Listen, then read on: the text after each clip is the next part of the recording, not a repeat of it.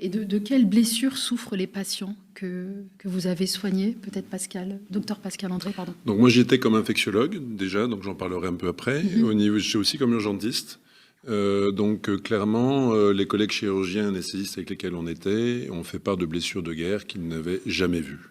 D'une violence absolument hallucinante. J'en ai été témoin aux urgences aussi. On ne va pas vous montrer des photos que vous avez déjà vues probablement un peu partout, qui sont des photos juste atroces. Que des enfants, des femmes et des jeunes, quelques personnes âgées, en tout cas que des civils, des gens non armés. Juste, on n'a pas vu un seul homme armé, on n'a pas vu un seul tunnel, on n'a pas entendu un seul discours de violence ou de haine durant tout notre séjour, et on est donc à plus de 90 médecins qui sont partis sur place depuis Noël. Donc c'est quand même quelque chose d'important et qui permet de remettre ça dans une narration très différente de celle qu'on entend en permanence. Donc beaucoup de blessés qui arrivent en permanence dans un hôpital qui est complètement débordé, de petite taille qui est complètement débordé, qui tient parce que les soignants sont là.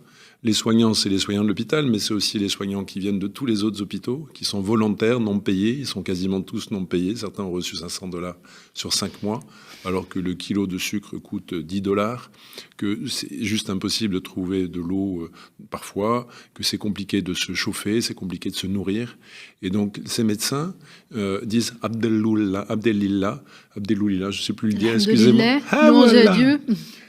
Même si leur maison est explosée, même si... Alors, je ne comprends pas pourquoi. Et ils me disent, je suis resté vivant, j'ai encore 3 enfants sur mes 5 enfants. J'ai perdu ma femme, mais j'ai encore mes yeux, j'ai encore mes mains pour me mettre au service de ce peuple. Et donc, ce sont ces soignants-là qui sont là et qui se donnent corps et âme pour soigner ce peuple. Mais juste, ils nous disent tous, c'est bien de venir donner un coup de main pour soigner, mais rentrez chez vous, témoignez, parce que si on vit ça, c'est à cause de votre silence et de votre hypocrisie depuis 75 ans, parce que cette histoire n'a pas commencé le 7 octobre, clairement. Et donc, retournez chez vous, parlez aux politiques, parlez aux citoyens, prenez conscience et sortez de ce silence qui vous accable, de cette dichotomie complète affective, cette anesthésie affective dans laquelle vous semblez être un grand nombre d'entre vous, parce que la narration que vous entendez n'est pas celle que vous voyez là. Et nous en sommes tous témoins. Ce sont des humains comme nous. Ce sont des femmes, des mères, des enfants qui ont le même désir que nous, juste de vivre, d'être en liberté, d'être en sécurité, de la même manière que les familles israéliennes qui ont perdu des êtres chers le 7 octobre ou qui ont encore des otages, juste être en sécurité. Le désir est pareil des deux côtés. Donc, franchement, il faut travailler là-dessus et sortir de ces narrations complètement fermées. Depuis des mois alerté sur des possibles cas de famine, mais même de famine généralisée aujourd'hui, puisque l'armée israélienne empêche l'acheminement de l'aide humanitaire auprès des Gazaouis. Donc, vous parliez tout à l'heure, docteur Pascal André, de blessures de guerre. Il y a aussi aujourd'hui des cas de malnutrition.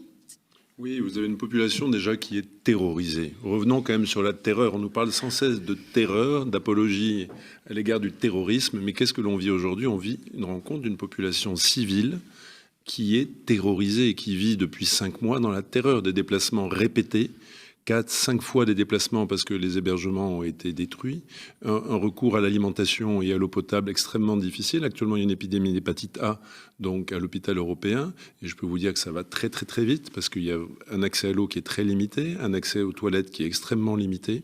Il y a des épidémies de gale, des épidémies de... C'est extrêmement compliqué. Il y a énormément d'infections post-opératoires. Pourquoi? Parce que quand on n'a pas accès à l'eau et au savon, qu'est-ce qui se passe? Les patients s'infectent. Donc, énormément de reprises, énormément de patients douloureux. Donc, c'est juste vraiment des conditions extrêmement compliquées et indignes. Donc, heureusement, il n'y a pas de médias, mais beaucoup de Palestiniens, de soignants, ont osé prendre la parole pour que leur parole soit entendue ici. Donc on est revenu avec pas mal de matériel, beaucoup d'audio, on a 3 heures d'enregistrement, on a quand même plusieurs vidéos. Bien entendu, pour raison de sécurité, vous verrez aucun visage de ceux qui parlent, ni aucun nom. Mais bien entendu, toutes ces personnes-là, lorsque ça va se terminer, si elles sont toujours vivantes, et on va tout faire pour, sont prêtes à témoigner. Et je pense qu'il est important que les politiques et les citoyens qui aujourd'hui ferment les yeux ou entendent qu'être complice aujourd'hui d'un massacre comme celui-là, qui n'a pas encore le nom officiel de génocide, mais que nous, soignants, nous pouvons qualifier avec les personnes qui le vivent de génocide, nous en sommes témoins, vont être assimilés comme des coupables de non-assistance à personne en danger. Et il est vraiment temps d'agir là-dessus. Imaginez juste un instant de remplacer les prénoms de Mohamed, Farid ou qui vous voulez par des prénoms comme celui de Marie-Jeanne, de Jacques, de Françoise, et d'être dans la même situation. C'est-à-dire que, par exemple, vous, en Cisjordanie, vous présentez vos examens de médecine après avoir travaillé pendant 2 ans et un checkpoint vous dit « revenez l'année prochaine ». Imaginez que vous allez dans votre champ, que vous travaillez depuis 3 générations, 5 générations pour ramasser vos olives, et qu'Hector est là et vous disent « non, c'est plus ton champ, c'est le mien aujourd'hui ». Imaginez que lorsque vous attendez d'aller aux toilettes, il faut attendre peut-être une demi-heure ou 1 heure, alors vous avez une diarrhée sur votre hépatite A et que vous n'avez pas mangé depuis 2 jours. Voilà la réalité, c'est-à-dire que nous sommes vraiment dans une humanité exactement la même. Ce ne sont pas des barbares, ce ne sont pas des terroristes, ce sont des humains comme vous et moi. Donc revenons à cette narration-là, écoutons ce qu'ils disent et interrogeons-nous aussi sur qu'est-ce qui sous-tend ce silence aussi important aujourd'hui pour nous empêcher de regarder d'autres narrations. Où sont les comités d'éthique aujourd'hui au niveau français et européen ? Où sont les comités de l'ordre des médecins qui n'ont rien dit malgré nos interpellations depuis maintenant 5 mois ? Nous sommes vraiment sur des questions déontologiques fondamentales. Et on l'entend, on l'a entendu pendant la marche entre Paris et Bruxelles plusieurs fois, on l'entend là-bas. Mais qui êtes-vous, Européens ou Occidentaux, avec vos droits de l'homme? Regardez ce que vous faites. J'ai le souvenir de cette grand-mère à qui j'annonçais que ses 2 enfants étaient morts, là, 2 jeunes qui avaient été blastés lors d'un bombardement, et qui a levé les yeux au ciel en hurlant et avec une rage pas possible en disant « Mais pourquoi vous venez soigner nos enfants morts alors que c'est vous qui bombardez quelque part ?» C'est ce que j'ai compris dans toute sa rage.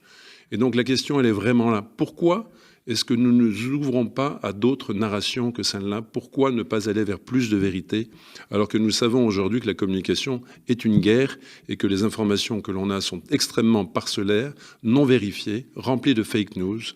Donc allons vers plus de vérité, ouvrons-nous à d'autres narrations et interrogeons le sens même du mot terrorisme. Quand on vit une terreur comme ça infligée à 5 mois, qui est terroriste aujourd'hui ?